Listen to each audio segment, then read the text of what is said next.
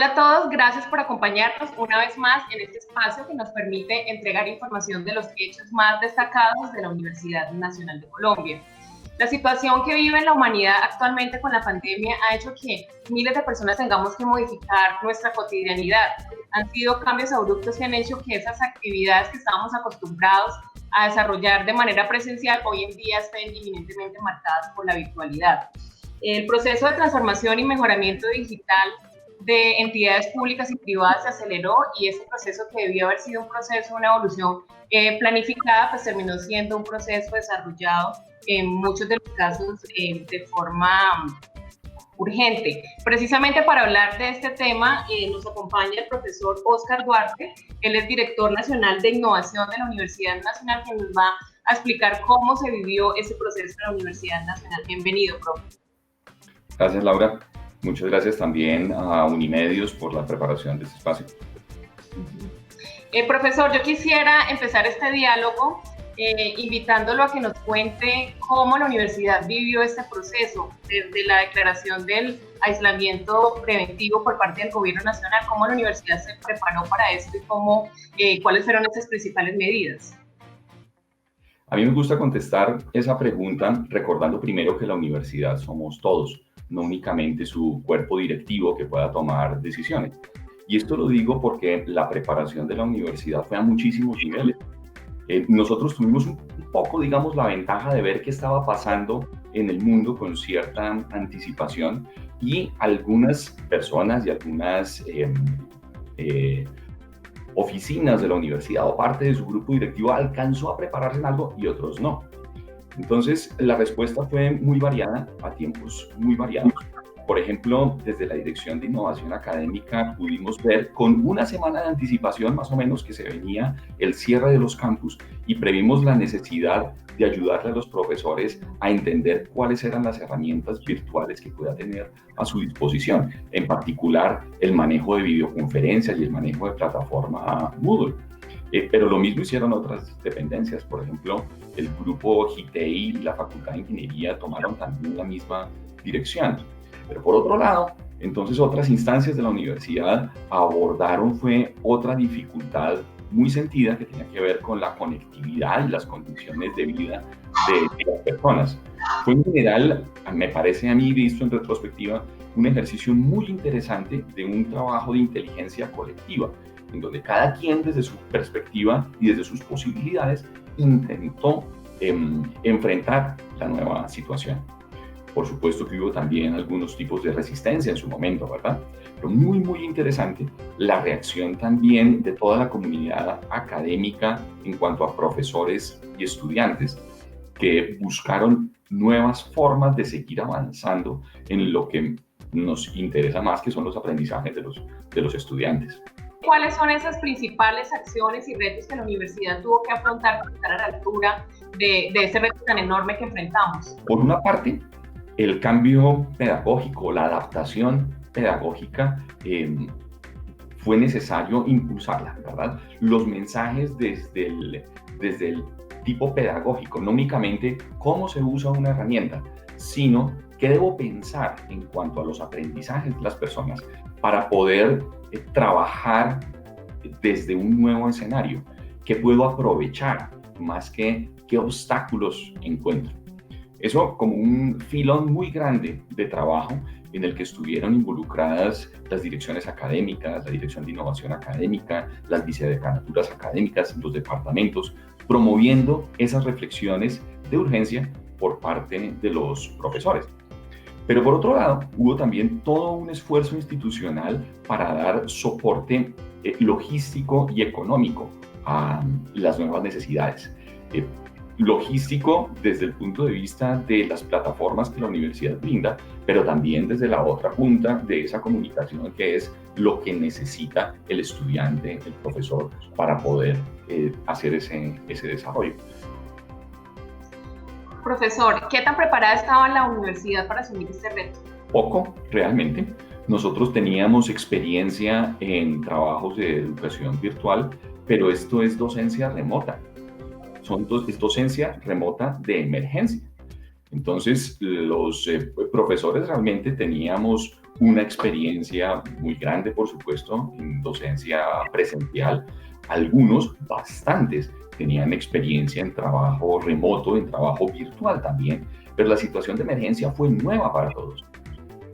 En ese sentido, no estábamos preparados desde el punto de vista de los profesores ni de los estudiantes para dar ese salto que fue de un domingo al lunes. El domingo a las 5 de la tarde recibimos un mensaje y el lunes estábamos en clase. Como usted lo ha dicho, pues dentro de la comunidad universitaria hemos encontrado casos de docentes y profesores también proactivos, pero también otros casos de resistencia. ¿Cómo desde la dirección que usted maneja, cómo ha visto ese proceso de adaptación de la comunidad universitaria? ¿Cómo cómo hemos asimilado esa nueva realidad en la que estamos? De manera muy interesante, me parece que ha sido un proceso muy interesante, porque la primera reacción pues, natural de la mayoría de los profesores fue más o menos, ¿y ahora cómo sigo dictando mis clases? En ese sentido, la solución favorita por la enorme mayoría de los profesores fue buscar la opción de la videoconferencia para trasladar, digamos, sus clases a ese escenario. Pero poco a poco empezamos a darnos cuenta de las dificultades didácticas que eso implicaba, además de las logísticas y de las necesidades especiales de muchas personas. Entonces nos dimos cuenta muy rápido, por ejemplo, que para poder recibir una videoconferencia, un estudiante necesitaba unas condiciones que probablemente no tenía. Y aun cuando la recibiera, el mensaje en ese entorno de videoconferencia era muy distinto al del salón de clase. El profesor en el salón de clase juega con la empatía, juega con la relación directa visual con sus estudiantes, sabe cómo están reaccionando. A través de videoconferencia no. A través de videoconferencia los lenguajes son otros. Entonces poco a poco fuimos dándonos cuenta de esas necesidades y poco a poco fuimos buscando formarnos también, aprender también. Un verdadero profesor encuentra en cada circunstancia una ocasión para aprender y se ha visto en este caso. En el momento en que además visualizamos que el semestre que está comenzando, el segundo semestre de este año, también iba a ser en condición remota, en el momento en que empieza a aparecer esa como una posibilidad, uno nota también de muchos profesores una preocupación distinta. Dice, bueno, ¿y ahora qué? ¿Y el nuevo semestre qué? Este nuevo semestre ya no me toma por sorpresa. Este nuevo semestre tengo tiempo de preparar algo. ¿Qué debo hacer? Y encontramos una enorme preocupación por los profesores por modificar lo que habían podido hacer en el primer semestre, que fue, digamos, de una manera reactiva a una situación inesperada, ahora con un poco más de planificación.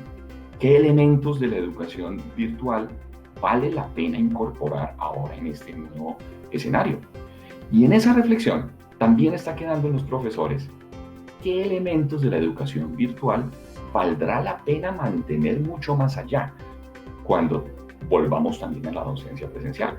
Entonces es una evolución siempre alrededor de la preocupación del aprendizaje y de la preocupación didáctica que uno nota, que uno percibe en las conversaciones con los profesores y con los cuerpos directivos también de vicedecanaturas académicas fundamentalmente y direcciones académicas.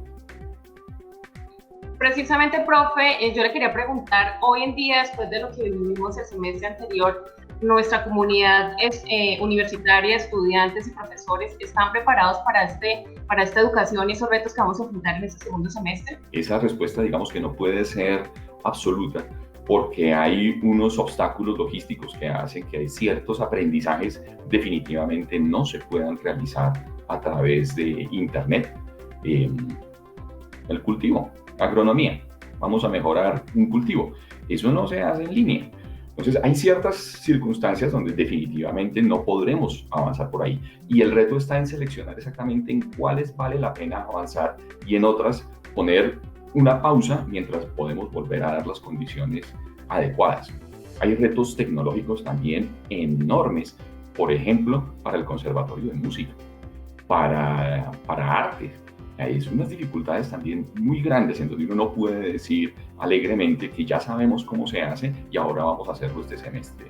Bien, pero a la par de eso, reconociendo eso, también hay otra cantidad de escenarios en donde el mundo en línea, el mundo en Internet, por no llamarlo virtual, funciona bastante bien para los aprendizajes e inclusive tiene unas ventajas que vale la pena explotar. La idea de tener en el mismo escenario de clase, ahora computador. El acceso a tanta información que uno puede seleccionar muy bien con un propósito pedagógico es algo nuevo, es algo que no teníamos en el mundo presencial tan directo, ahora lo tenemos en nuestras clases.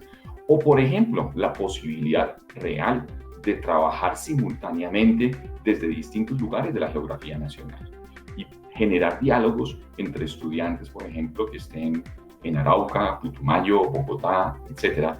Eso da una riqueza enorme que vale la pena aprovechar. Entonces, esa pregunta es, digamos que necesario contextualizarla mucho. Profesor Duarte, ¿qué balance se puede hacer del tránsito hacia la virtualidad de las sedes de frontera de la Universidad Nacional? Es un balance también muy distinto en cada sede. Yo creo que las condiciones más complicadas están en la sede Amazonía.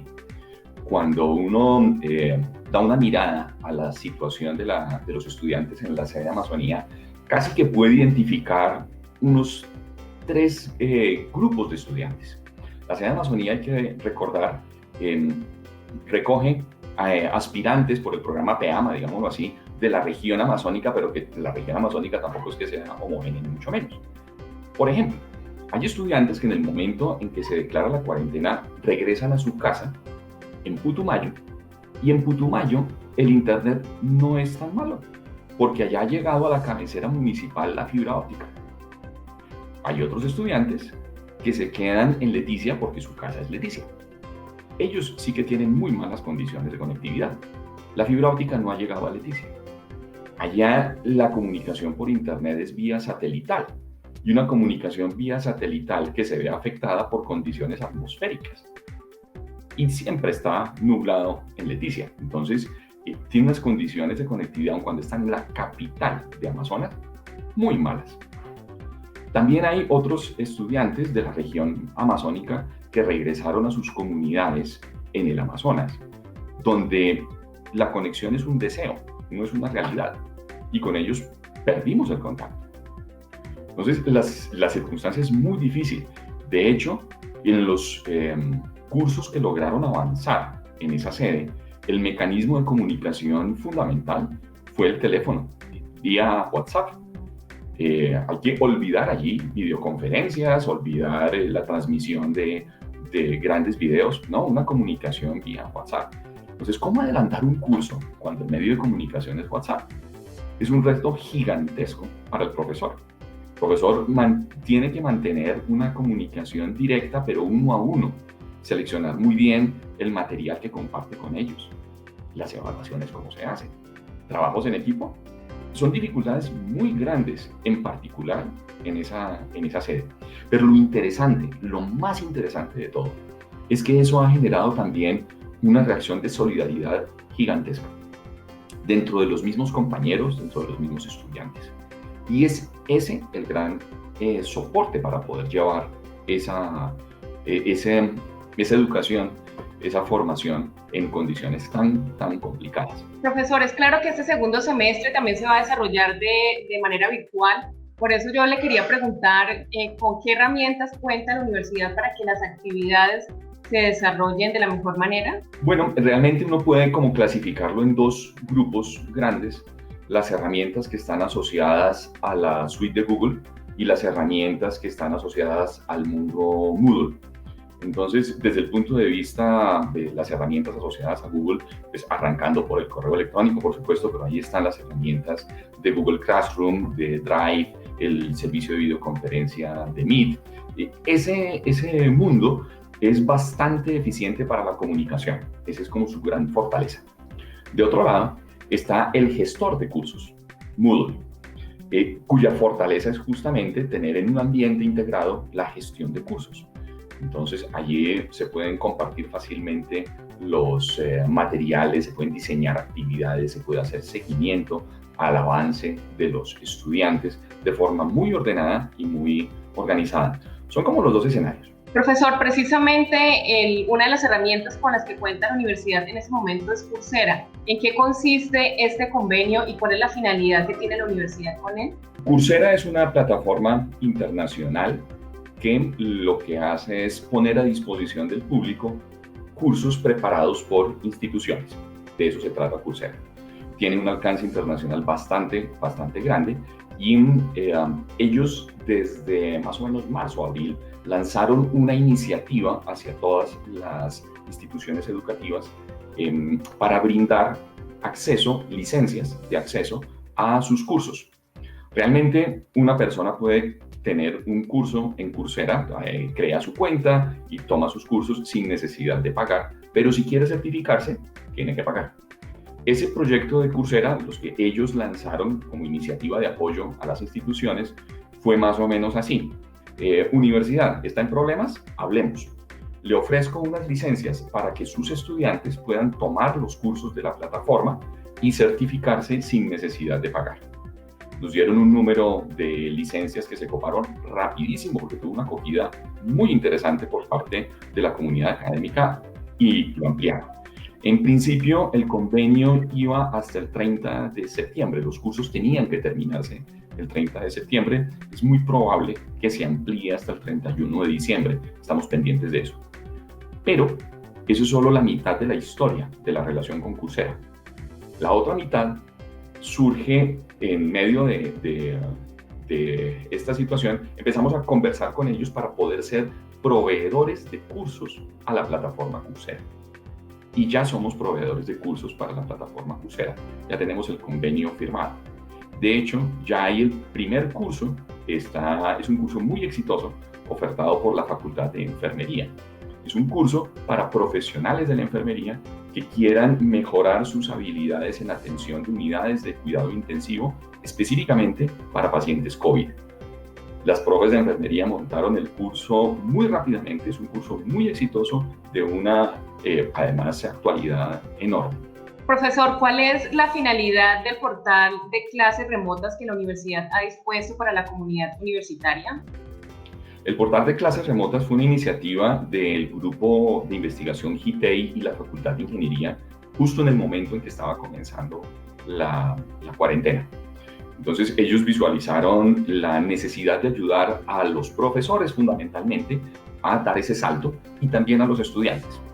Entonces el grupo GITEI montó un portal con muchísimo material enfocado a los profes. Cómo poder utilizar las herramientas, sobre todo del mundo Google. La Dirección de Innovación Académica gestiona el Moodle de la universidad y nosotros nos sumamos a ese esfuerzo con los videotutoriales y la información sobre el manejo de Moodle, del LMS. Entonces fue un esfuerzo interinstitucional muy interesante. El grupo GITEI tiene una gran experiencia en la preparación de material didáctico, uso de tecnología en educación, ese es su foco. Y nosotros lo que hicimos fue acompañarlos con el contenido sobre el mundo Moodle. Entonces quedó un paralelo muy bonito entre las posibilidades de usar dos tipos de herramientas, pero también combinándolo con el soporte más didáctico también hacia los profesores. Profesor Duarte, una de las preguntas que más nos ha realizado la comunidad universitaria es el uso de espacios como los laboratorios. La universidad ha hecho esfuerzos para permitir un acercamiento virtual a estos espacios. Por eso yo quería preguntarle cómo funciona UN Virtual Lab y en qué consiste el licenciamiento de catálogos virtuales de laboratorios. La plataforma UN Virtual Lab la habíamos lanzado hacía como año y medio, más o menos. Ese es un espacio en donde nosotros podemos montar los modelos matemáticos de fenómenos físicos, químicos, biológicos, etcétera, económicos. Los podemos montar muy rápidamente como simuladores para que cualquier persona pueda entrar allí a hacer sus experimentos de simulación.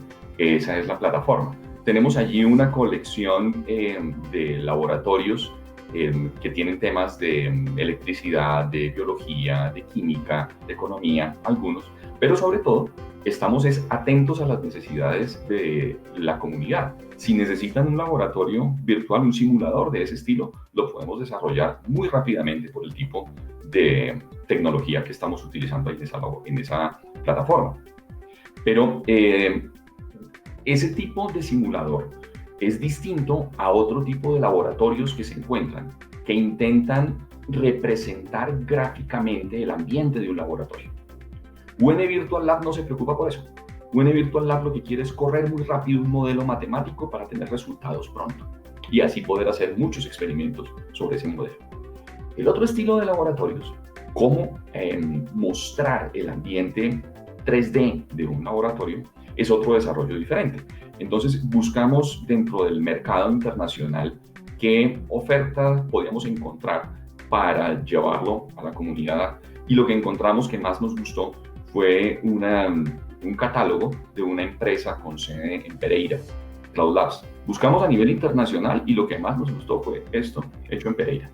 Nos gustó porque además del laboratorio como tal, tiene un apoyo didáctico muy interesante y además muy contextualizado a los casos nuestros.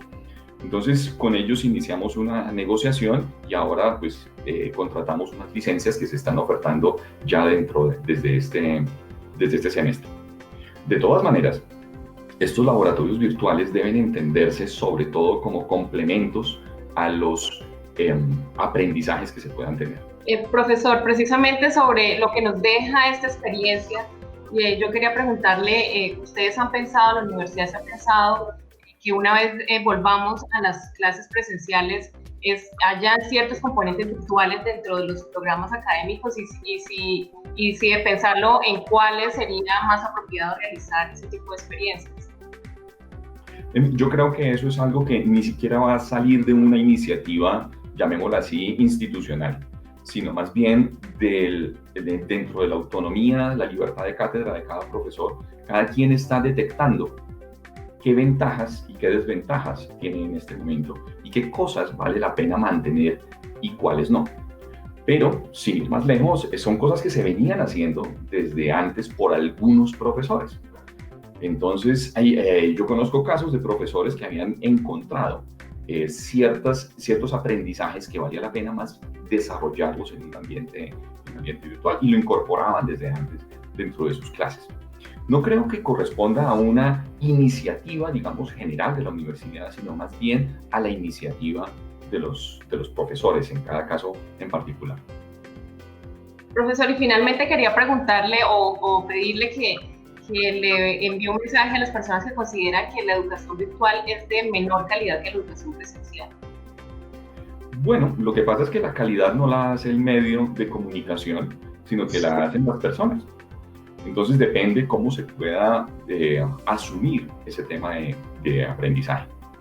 Por supuesto, lo repito, hay muchos aprendizajes que es ingenuo pretender que se van a desarrollar a través de Internet. Y hay que escogerlos bien, cuáles sí y cuáles no. Pero si nos quedamos dentro de los que definitivamente sí se pueden, lo que se necesita es pensar en el aprendizaje.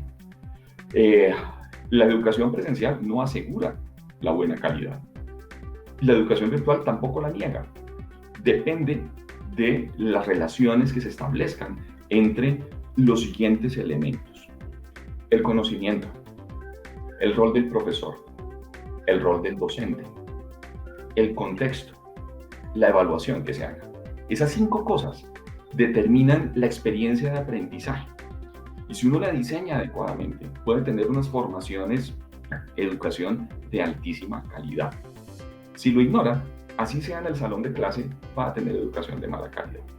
Por eso, el reto para nosotros desde marzo, ha sido ayudar a dar esos saltos pedagógicos, esas reflexiones didácticas permanentes, ahora en una condición distinta. Ese hecho de estar en el mundo no presencial, del mundo remoto, nos disparó una cantidad de dudas, de preocupaciones, y muchas de esas dudas y preocupaciones son básicas en el aprendizaje, son básicas en la pedagogía. ¿Cómo aprendemos las personas? Esa reflexión perdurará. ¿Es de buena, es de mala calidad la educación? Pues depende de cómo lo asuma cada quien. Bueno, profe, muchísimas gracias. Muchísimas gracias por participar en este programa, por permitirnos conocer cuáles han sido sus retos, por supuesto, esos grandes desafíos que tiene la universidad en ese sentido. Y muchísimas gracias por acompañarnos.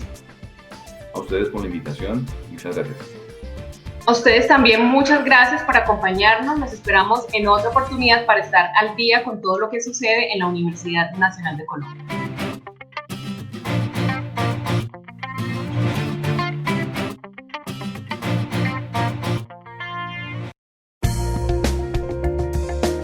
Universidad Nacional de Colombia, proyecto cultural, científico y colectivo de Nación.